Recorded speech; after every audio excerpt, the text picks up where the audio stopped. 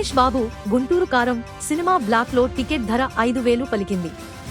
415 ధర ఉన్న ticket black లో ఏకంగా 2,500 నుంచి 5,000 వరకు అమ్మినట్లు తేలింది.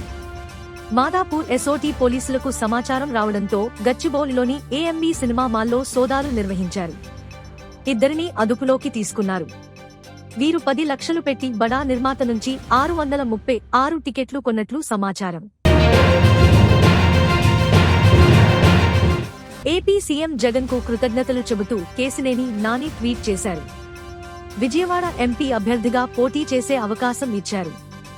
మూడోసారి గెలిచి మీకు అంకితమిస్తా. 7 అసెంబ్లీ నియోజకవర్గాల్లో వైసీపీ జెండా ఎగరవేసే బాధ్యత తీసుకుంటా అని ట్వీట్లో వెల్లడించారు. మున్సిపల్ జాబ్ స్కామ్ కేసులో పశ్చిమ బెంగాల్లోని పలు ప్రాంతాల్లో ఎన్ఫోర్స్మెంట్ డైరెక్టరేట్ దాడులు నిర్వహిస్తోంది. అగ్నిమాపక శాఖ మంత్రి సుజిత్ బోస్ నివాసంతో పాటు టీఎంసీ ఎమ్మెల్యే తపస్ రాయ్, మున్సిపల్ మాజీ వైస్ చైర్మన్ ఇండ్లలో అధికారులు తనిఖీలు చేస్తున్నారు. ఈ మేరకు ఉదయం 6:40 గంటల నుంచి సోదాలు నిర్వహిస్తున్నారు. ఈ స్కాంపై 2023 ఏప్రిల్లో కోల్కతా హైకోర్టు సీబీఐ దర్యాప్తునకు ఆదేశించింది.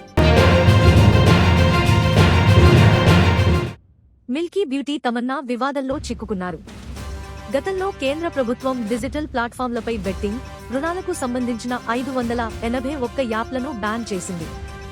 ఇందులో లోటస్ 365 బెట్టింగ్ యాప్ కూడా ఉంది. తాజాగా ఈ యాప్ను ప్రమోట్ చేస్తూ తమన్నా తన ఇన్స్టాగ్రామ్లో పోస్ట్ షేర్ చేశారు.